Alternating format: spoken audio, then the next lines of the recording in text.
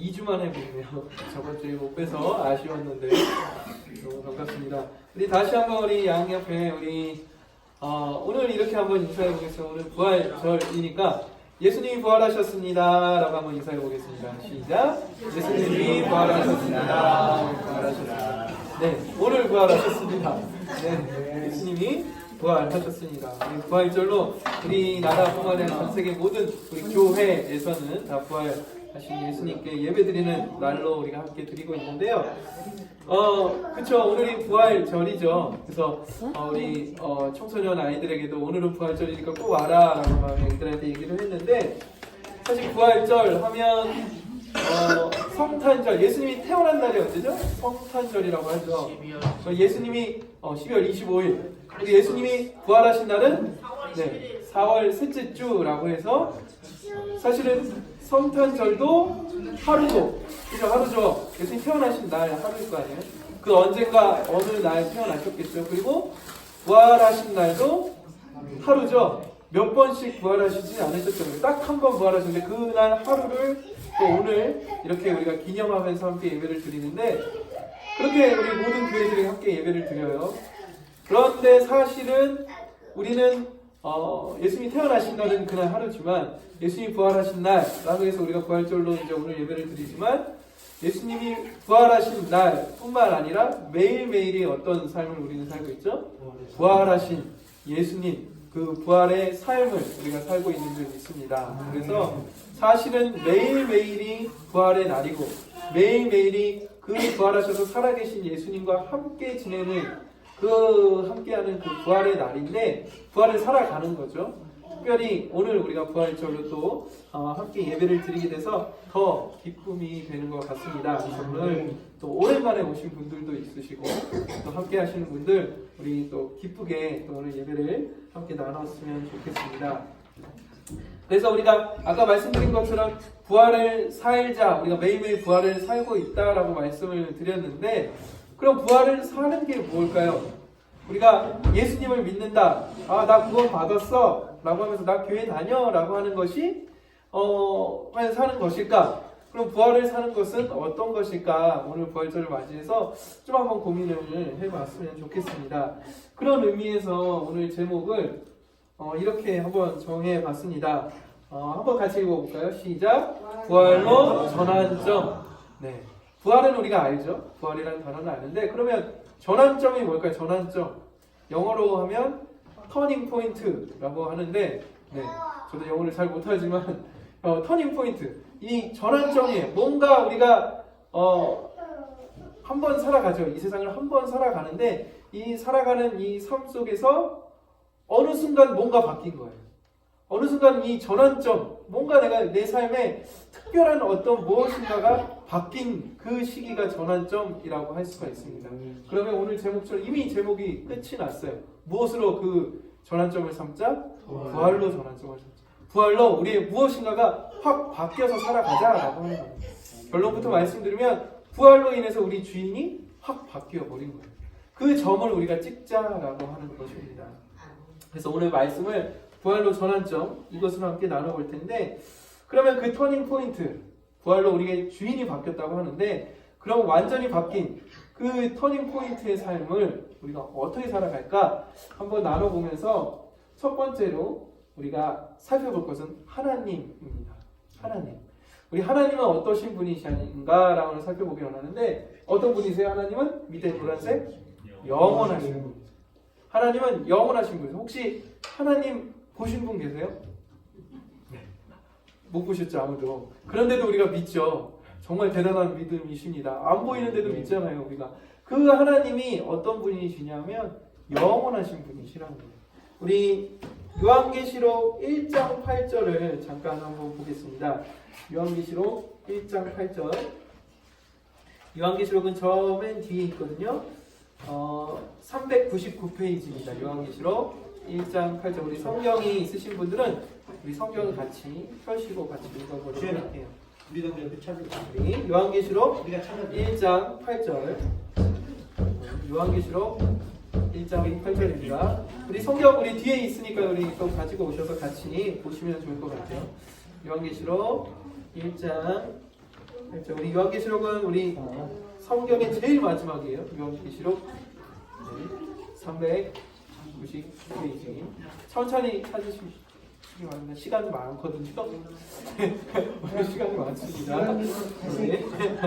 요한계시록 1장 8절 같이 읽어보겠습니다. 시작. 주 하나님이 가라사대 나는 알파와 오메가라 이제도 있고 전에도 있었고 장차 올 자여 전능하다 하시니라.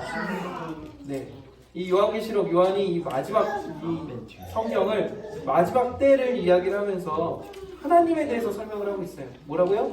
알파와 오메가, 처음과 나중, 전에도 있었고 장차 올 자예요.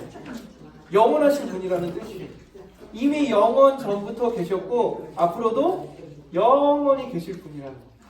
도저히 우리의 생각으로 우리의 지식으로는 그 하나님을 이렇게밖에 표현할 수가 없는 거예요.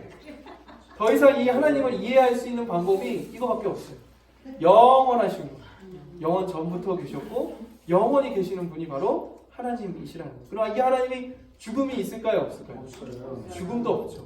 뭐 우리가 갖고 있는 어떤 그 개념과는 전혀 다르신 분이신데 그걸 한번 최대한 우리가 한번 보도록 하겠습니다. 제가 다음 그림을 한번 보여드릴게요. 어떤 그림인지 한번 보겠습니다. 자, 우리 지구과학 시간입니다. 네. 네, 이 제일 앞에 있는 게 뭐예요? 저 파란색 행성이 바로 우리가 살고 있는 지구예요. 이 그림으로, 이 사진으로 보지만 사실 저 안에 우리가 살고 있는 거거든요. 저 안에 어떤 점 하나, 작은 존재가 우리겠죠. 그 지구라는 이 행성이 하나님께서 만드셔서 사실 사람이 살고 있는 유일한 곳이죠. 그래서 그곳을 하나님이 만드셔서 사람이 살게 하셨어요. 근데 이 지구가 어디에 있냐면, 이 지구가 이제 다음 우리 네모칸에 보시면 이제 지구가 저 점 안으로 들어가죠. 저기가 뭐냐면 태양계, 그죠?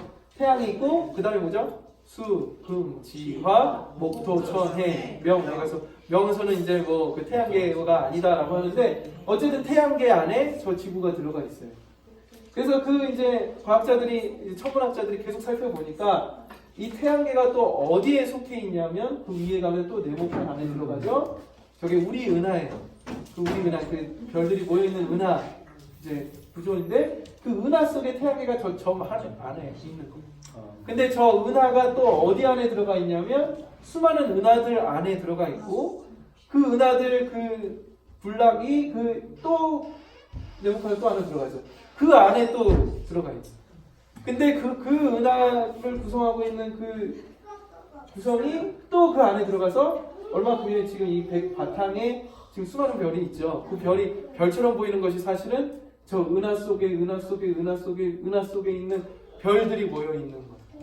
그래서 몇십 년 전만 해도 한 20-30년 전만 해도 천문학자들이 이 은하 저렇게 이제 별들이 모여 있는 은하가 몇 개 정도 있냐 세봤더니 한 2천억 개 정도 있을 거다라고 예상을 했는데 점점 과학이 발달하면서 좀 더 이제 자세히 보게 된 거예요. 그러면서 보니까 아니다. 지금 한 2조 개 정도 있을 거다라고 해요. 이 은하가. 그러니까 이 우주가 얼마나 큰지 사실은 아직도 모르는 거예요. 사실 무한하다라고 할 수 있을 정도로 이 지구가, 우리는 이 지구 안에 이 조그만 곳에 살고 있지만 하나님께서 어떻게 이 우주를 그렇게 크게 만드셨는지 우리가 알지 못하지만 이걸 보면서 이 천문학자들이 그리고 또 우리들이 이 우주를 보면서 지금 우리만 보고 있지만 이 밤하늘을 보면 별들이 보이는데 그 우주를 보면서 두 가지 반응이 있는 것 같아요. 첫 번째는 이렇게 넓은 우주에 우리 지구가 있는데 우리 말고 다른 어떤 생명체가 분명히 있을 거다. 그죠? 분명히 있을 거야. 이렇게 넓은데 저 지구에만 사람이 살고 있는 게 어디에도 뭔가가 있을 것 같죠. 그런 반응을 또 보일 거고 또 하나는 이렇게 우주를 이렇게 살펴봤는데도 무엇이 없다? 하나님이 안 계신 거예요. 하나님이 계시면 이 어딘가에 또 우리가 보여야 될 텐데 하나님이 전혀 보이지 않는 거예요. 그러니까 우리는 하나님은 없다라고 표현을 할 수가 있어요. 그런데 반대로 다른 반응을 우리가 또 어떤 반응을 우리가 또 보일 수 있냐면 이렇게 넓고 큰 광활한 우주를 하나님이 만드셨구나. 이렇게 이런 우주를 하나님이 만드셨다면 하나님은 어떤 분이시다? 이 우주보다 더 크신 분이다. 그러니까 당연히 아무리 보려고 해도 볼 수가 없는 거예요. 이거보다 더 크신 분이시기 때문에 이 영원하신 분이시 우리 어떤 지식이나 우리의 눈으로는 절대 하나님을 볼 수가 없는 거예요. 그러니까 그 하나님을 이 광활하고 영원하신 분이 바로 하나님이시구나. 이 하나님이 이 우주를 만드셨고 지구를 만드셨고 우리를 만드셔서 이 안에 살게 하셨구나라는 것을 느끼시길 바랍니다. 그것이 우리가 가져야 할 두 번째 반응이라고 생각을 하는데요. 어쨌든 이 지구를, 이 우주를 잠깐 보여드렸어요. 이 광활한 우주를 잠깐 보여드렸는데 결국 하나님에 대해서 말씀을 드리는 거예요. 하나님은 어떤 분이시다? 영원하신 분이시다. 우리의 생각으로 도저히 볼 수 없는 영원하신 분이 바로 하나님이시다라고 하는 것을 기억하시기 바랍니다. 그럼 두 번째로 우리가 하나님에 대해 살펴봤다면 두 번째로는 바로 우리 인간, 하나님이 만드신 우리를 한번 살펴봐야 돼요. 인간은 그럼 어떤 존재일까? 라고 생각해 봤더니 밑에 뭐라고 써 있어요? 죄. 인간은 죄인이에요. 인간은 죄인이에요. 로마서 5장 12절에 보시면 우리 신약 245페이지입니다. 신약 앞으로 조금 가시면 로마서가 나오거든요. 로마서 5장 12절입니다. 로마서 5장 12절. 네, 우리 함께 같이 읽어보겠습니다. 시작. 이러므로 한 사람으로 말미암아 죄가 세상에 들어오고 죄로 말미암아 사망이 왔나니 이와 같이 모든 사람이 죄를 지었으므로 사망이 모든 사람에게 이르렀느니라. 한 사람, 바로 아담, 우리 첫 사람이죠. 아담과 하와였어요. 그 한 사람으로 말미암아 죄가 들어왔대요. 죄가 이 세상에 들어왔대요. 그리고 죄로 인해서 무엇이 들어왔대요? 사망, 죽음이 들어왔다는 거예요. 그래서 모든 사람은 다 어떻게 된다? 죽는다라고 말씀하고 있습니다. 사실 하나님이 이 지구를 만드시고 사람을 처음 만드셨을 때, 이 아담과 하와를 처음 만드셨을 때는 하나님과 함께 영원히 살 수 있는 존재였어요. 죽음이라는 것을 하나님이 만드시지 않으셨으니까 죽음이 원하는 게 없었어요. 그러니까 아담과 하와는 그냥 그대로 하나님과 함께 하나님을 주인으로 섬기면서 영원히 살 수가 있었는데 이 한 사람, 바로 아담으로 인해서 죄가 이 세상에 들어오고 그 죄로 인해서 모든 사람이 죽음이 우리에게 온 거예요. 그래서 모든 사람이 죄인이고 모든 사람이 죽게 된다는 거예요. 사실 우리 다 죽죠. 죽으실 거죠. 네, 우리 제일 어린 하늘이로서부터 우리 어르신들까지 사실은 우리가 이 땅에 살고 있지만 언젠가는 어떻게 돼요? 죽는 거예요. 죽음이 우리에게 모두에게 있습니다. 우리 모두가 죽는다는 것은 무엇일까요? 그러면 우리 모두는 다 죄인이라는 뜻이에요. 우리 죄 때문에 이렇게 죽음이 우리에게 온 거거든요. 그러니까 모든 사람이 다 죽는다는 것은 모든 사람이 다 죄인이라는 거예요. 그럼 죄라는 것을 한번 잠깐 또 말씀을 드리도록 하겠습니다. 이 죄라는 것이 언제부터 시작됐나? 어떤 것이 죄인가라는 것을 한번 생각해 보면 사실 천국, 하나님 나라가 있죠. 거기 하나님이 주인으로 계신 하나님 나라예요. 그곳에서 이 하나님과 천사들이 있었는데 그 중에서 그 천사 중에 한 그 천사가 어떻게 됐죠? 내가 하나님이 되고 싶은 거예요. 내가 주인이고 싶은 거예요. 이 하나님 나라에서 하나님이 주인이 아니라 내가 주인이고 싶은 거예요. 그랬더니 어떻게 됐나요? 하나님 나라는 누가 주인인 사람들만, 존재들만 살아야 돼요? 하나님이 주인인 존재들만 함께 모여 사는 곳이기 때문에 내가 주인된 존재는 그곳에 있을 수가 없어요. 그래서 그 천사장, 결국 사단을 하나님이 어떻게 하셨나요?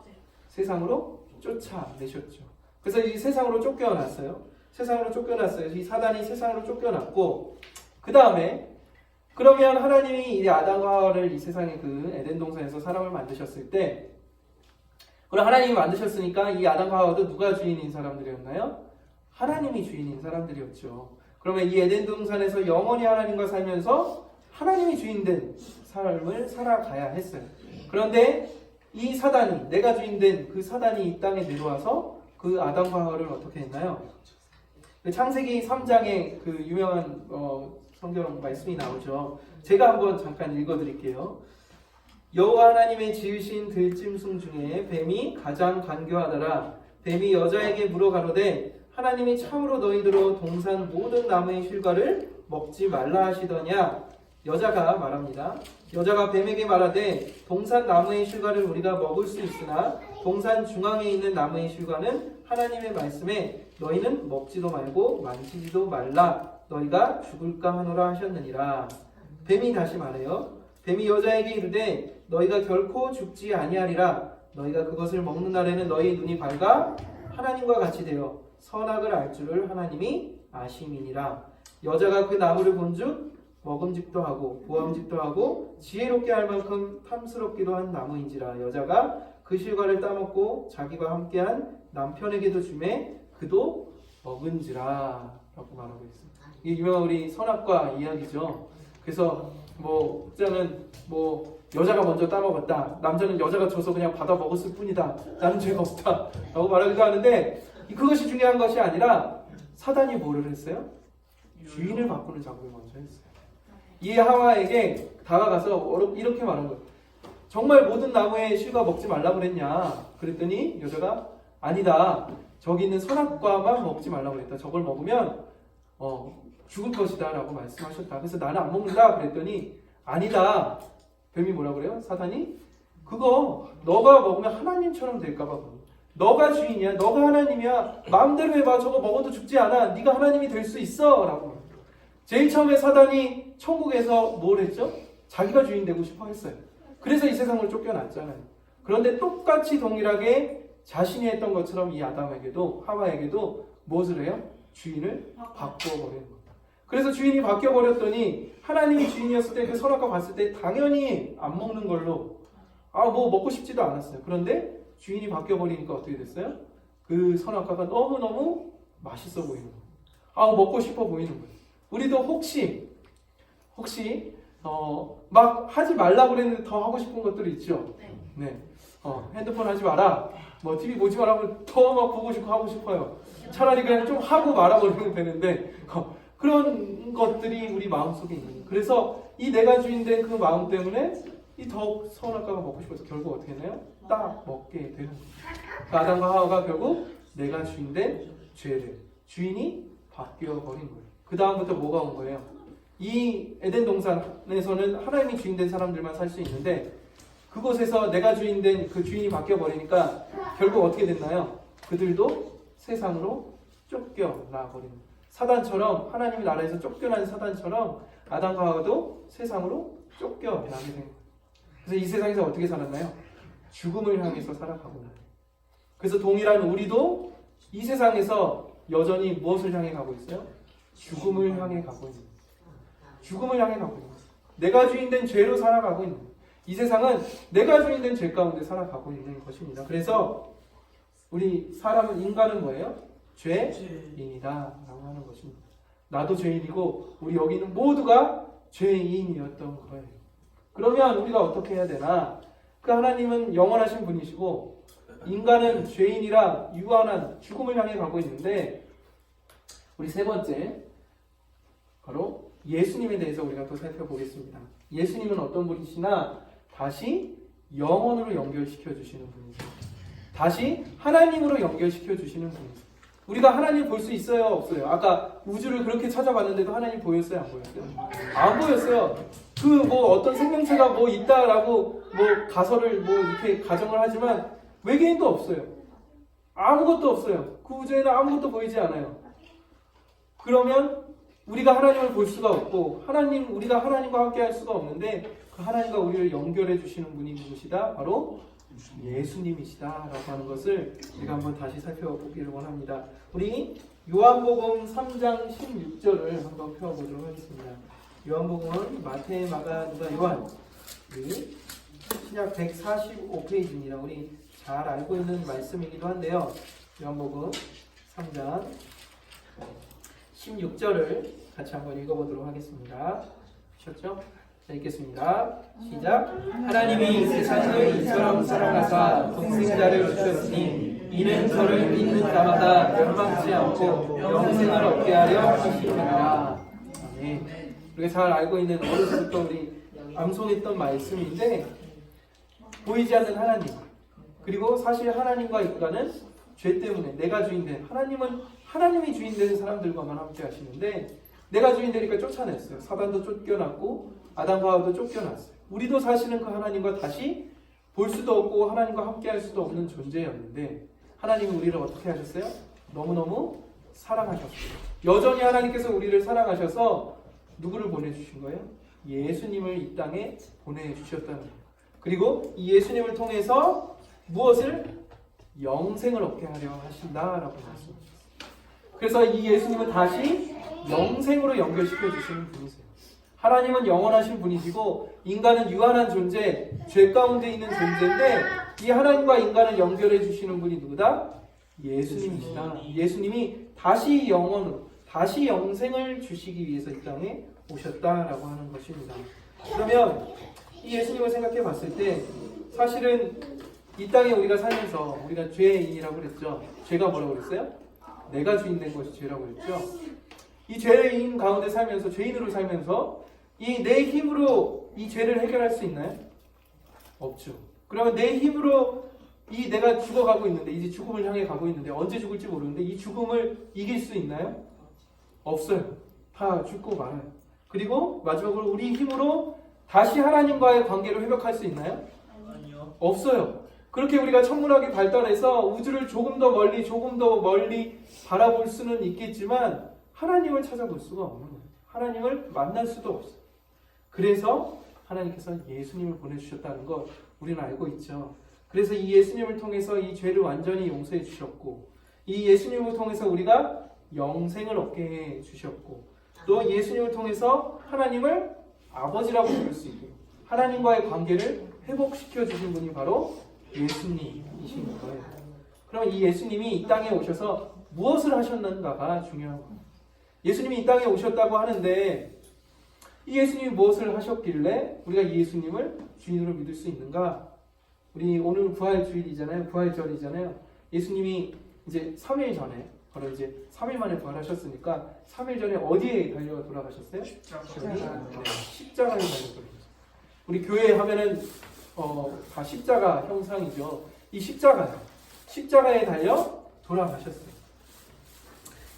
그런데 그러면 우리가 이 예수님을 살펴봤을 때 십자가를 생각해 봤을 때 이 예수님이 이 땅에 오셨지만 사실은 십자가에 죽으실 때까지 십자가에 죽으시는 그 모습까지 예수님이 동일하게 우리 성탄절에서 태어나시죠. 예수님이 태어나셔서 십자가에 죽으셨어요. 무엇과 똑같아요? 인간이랑 완전히 똑같은 거예요. 네, 우리도 태어나고 어떻게 해요? 죽죠. 예수님도 태어나셨고 십자가에 죽으셨어요. 그래서 그 당시 사람들이 봤을 때 이 예수님을 봤을 때 어땠을까요? 이 예수님은 뭐였어요? 완전한 인간이셨던 거예요. 이 땅에 예수님이 하나님이 인간의 모습으로 이 땅에 오셨지만 사람들이 봤을 때는 우리랑 똑같은 완전한 인간이었던 거예요. 언제까지? 십자가에 죽으실 때까지. 완전한 인간이었어요. 그래서 이 유대인들이 예수님을 죽였죠. 예수님을 죽인 유대인들이 예수님이 결국에는 그들의 바람대로 십자가에 달려 돌아가실 때 그들은 어떻게 생각했을까요? 야, 자기가 하나님이라면서 자기가 주인을 하면서 결국 똑같네, 사람이랑 똑같이 십자가에 죽는구나 라고 하면서 기뻐했을 거예요. 아, 저 예수도 사람이야. 결국 저 예수도 사람이었어. 우리 말이 맞았지? 라고 하면서 정말 기뻐했을 거예요. 반대로 그러면 이 예수님을 따랐던 제자들, 이 예수님을 따랐던 사람들은 어땠을까요? 예수님이 십자가에 죽었을 때 그들은 이 예수님이 정말 우리의 어떤 구세주가 되신 줄 알았는데 이 십자가에 돌아가시는 걸 보니까 아, 예수님도 우리랑 똑같은 사람이었구나 라고 하면서 좌절하고 두려워하고 슬퍼하고 결국에는 다 어떻게 했어요? 도망가 버린 거예요. 지금 우리가 십자가를 봤을 때는 아, 예수님이 나의 죄를 위해서 그 고통을 당하시면서 십자가에 달려 돌아가셨구나 라고 생각을 하지만 당시 사람들에게는 이 예수님도 결국 누구였다? 사람이었구나. 예수님도 결국 십자가에 죽는구나 라고 하는 것을 보았을 거예요. 그래서 사람들이 보기에는 이 십자가는 죽음이었고 실패였습니다. 예수님이 이 땅에 오셨지만 이 땅을 구원하러 오셨다고 구원자다, 하나님이시다라고 했지만 실패로 보였을 거예요. 그러면 반대로 하나님이 보셨을 때 이 십자가는 뭐였을까요? 예수님이 십자가에 딱 달려 돌아가셨을 때 하나님이 보셨을 때는 이 하나님의 계획 안에 들어 있었던 거예요. 이 하나님의 계획은 바로 십자가에 예수님이 죽는 것이었습니다. 왜 죽는 것이 하나님의 계획이었을까요? 우리 빌립보서 2장 8절에서 11절도 한번 잠깐 찾아보겠습니다. 빌립보서는 319페이지입니다. 우리 한번 또 읽어보도록 할게요. 빌립보서 2장 8절에서 11절입니다. 310페이지 빌립보서 2장 8절에서 11절 쉬었죠? 우리 같이 한번 읽어보겠습니다. 시작. 사람의 모양으로 나타나셨으니 자기를 낮추시고 죽기까지 복종하셨으니 곧 십자가에 죽으시니라. 이러므로 하나님이 그를 지극히 높여 모든 이름 위에 뛰어난 이름을 주사 하늘에 있는 자들과 땅에 있는 자들과 땅 아래에 있는 자들로 모든 무릎을 예수의 이름에 꿇게 하시고 모든 입으로 예수 그리스도를 주라시며 하나님 아버지께 영광을 돌리게 하셨느니라. 하나님 예수님이 어떻게 오셨다고요? 사람의 모양으로 이 땅에 나셨어요. 사람으로 이 땅에 나셨어요. 그리고 뭐 하셨어요? 죽기까지 하나님께 복종했대요. 하나님께서 너 십자가에 죽어라 라고 했을 때 그것에 굴복해서 이 예수님께서 십자가에 달려 죽으신 거예요. 하나님은 하나님이 십자가에 달려 죽게 하신 거예요. 사람들이 보기에는 자기들이 달려 죽게 했다라고 생각했지만 하나님이 보시기에는 하나님의 계획 속에 있었던 거예요. 왜냐하면 그 죽으셔야 뭐예요? 하나님이 그를 다시 살리셔서 3일 만에 그를 다시 살리셔야 했기 때문에 예수님이 죽으신 것은 다시 살기 위함이었어요. 부활 때문에 십자가에 죽으셨던 거예요. 완전히 죽으셔야 완전히 부활하셔서 완전히 우리의 주인 하나님이 되어심을 보여줄 수 있으셨던 것입니다.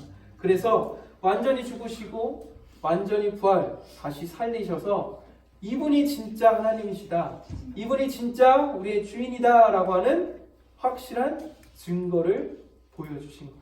그것이 2000년 전 부활 사건이었던 것입니다. 그래서 하나님의 계획 속에 십자가에 죽으셨죠. 이 죽음이란 없으신 그 영원한, 아까 하나님은 어떤 분이시다? 영원한 분이시다라고 했는데 이 영원하신 하나님이 인간의 몸으로 오신 것은 죽기 위함이었어요. 하나님은 죽음이 없으신 분이셨잖아요.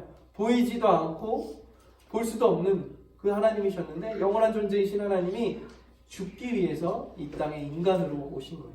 그래서 완전인 인간으로 십자가에 죽으신 거죠.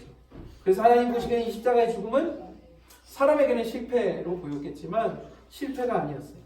죽어야만 하는 것이 하나님의 계획이었고 죽어야 하나님이 그 예수님을 다시 살리시고 그래서 죽어야 예수님이 부활하셔서 완전한 하나님, 완전한 우리의 주인이 되심을 증거로 보여주셨던 것입니다. 그러면 우리가 아까 제목이 뭐였죠? 부활로 전환점이에요. 그럼 이 부활의 증거를 남겨두시고 이미 2000년 전에 오셔서 죽으시고 부활하셔서 그 부활이라는 증거를 남겨주셨어요. 이분이 하나님이시다, 우리의 주인이시다 라고 하는 그 증거를 남겨주셨는데 그 증거를 우리가 어떻게 해야 하냐면 우리의 전환점으로 삼아야 하는 것입니다. 그 부활을 우리 인생에 유한한 인생, 우리는 죽는 인생, 살고 죽는, 죽음이 있는 우리 인생이잖아요. 그 짧은 삶 속에서 무엇을 찍어야 되나? 이 부활로 전환점을 찍어야 한다는 것입니다. 하나님께서 이것을 찍게 해주신 거예요. 우리 인생에 우리가 하나님을 볼 수도 없고 하나님을 함께도 할 수도 없는 우리 인생이지만 아무리 노력해도 이 죄의 문제를 해결할 수가 없고 이 죽음의 문제를 해결할 수 없는 우리 인생이지만 그 인생에 하나님이 우리를 너무 사랑하셔서 그 인생 속에 전환점을 찍게 해주신 거예요. 그럼 우리가 무엇을 해야 될까요? 그 전환점을 우리가 이제 찍어야 되는 거예요. 그런데 잠깐만 다시 죄에 대해서 잠깐 우리가 생각을 해보면 요한복음 16장 9절 제가 한번 읽어드릴게요. 요한복음 16장 9절에는 이렇게 되어 있어요. 죄에 대하여라 함은 저희가 나를 믿지 아니하며 라고 하면서 예수님이 말씀하신 거예요. 죄는 뭐냐? 예수님을 믿지 않는다는 거예요. 우리가 처음 죄는 뭐였죠? 아담의 죄? 내가 주인 된 게 죄였어요. 그래서 그 이후로 죽음이 왔고 모든 사람이 내가 주인 된 죄로 살고 있어요. 우리 이 세상에 지금도 여전히 내가 주인 된 죄로 살고 있는데 예수님께서 오셔서 다시 한번 죄에 대해서 말씀하셨을 때 죄는 뭐냐? 예수님을 믿지 않는 게 죄예요. 왜 예수님을 믿지 않는 게 죄일까요? 이미 2000년 전에 예수님이 오셔서 무엇을 증거로 남겨주시고 가셨어요? 전환점? 부활. 부활하셔서 우리의 주인이 되어주셨다. 예수님이 바로 하나님이시다라고 하는 점을 찍어놓고 증거를 남겨주고 가셨는데 여전히 그 예수님을 믿지 않고 예수님 안 믿어. 나 그냥 이 내가 주인 된 대로 살다가 죽을래. 그냥 이 내 맘대로 그냥 살다가 죽을래 라고 하면서 사는 거예요. 그래서 이 예수님을 믿지 않는 것, 이것이 죄다라고 합니다. 그래서 예수님은 이미 주인이 되시기 위해서 왔는데 이 예수님을 주인으로 믿지 않는 것이 뭐다? 죄다라고 하는 것입니다. 첫 번째는 내가 주인 된 것이 죄지만 예수님이 이 땅에 남겨주신 부활을 통해서 이 예수님을 주인으로 믿지 않는 것이 뭐다? 죄다라고 하는 것을 기억하시기 바랍니다. 그것을 기억했을 때 우리는 이제 무엇을 점을 찍어야 돼요? 부활로 전환점을 찍어야 되는 것입니다. 내가 주인 된 우리 인생, 결국 죽음으로 가죠. 그 인생에 부활로 전환점을 찍었다라고 하는 것은 뭔가 이제 완전히 달라진 삶을 살게 된다는 거죠. 그것이 뭘까요? 완전히 주인이 바뀐 삶을 사는 거예요. 그동안은 내가 이 짧은 삶이지만 지금 10년, 20년, 30년, 40년, 50년, 60년, 70년을 우리가 살아왔는데 그 삶 동안은 내가 주인 돼서 내 마음대로 살아왔다면 이제 무엇을 찍자? 전환점을 찍어서 그 이제부터는 지금 우리가 오늘부터 그 점을 찍는다고 하면 오늘부터는 이제 우리가 무엇을 주인으로 삼고 살아간다? 부활하신 예수님을 주인으로 믿고 살아가겠다. 이제 더 이상 내가 주인이 아니다 라고 하는 점을 찍는 것입니다. 그 점을 우리가 오늘 당장 오늘 이 순간 찍고 가시기 바랍니다. 그래서 전환점을 찍어서 이제부터는 내가 더 이상 내 마음대로 안 살 거야. 그것은 죄야 라고 하는 것을 기억하면서 부활하신 예수님이 주인 되어서 이 땅을 살아가시길 바랍니다. 사실 우리 믿지 않는 사람들에게 또 우리 아이들에게 너 죄인이야. 너 이제 부활하신 예수님이 주인 되어서 살아가야 돼 라고 했을 때 난 죄 없는데요? 난 죄인 아닌데요? 라고 하는 친구들이 있어요. 그런데 그런 친구들이 생각하는 죄는 뭐냐? 사실 지금 요즘 우리 뉴스들을 보면 요즘 가장 이슈되는 뉴스가 뭐예요?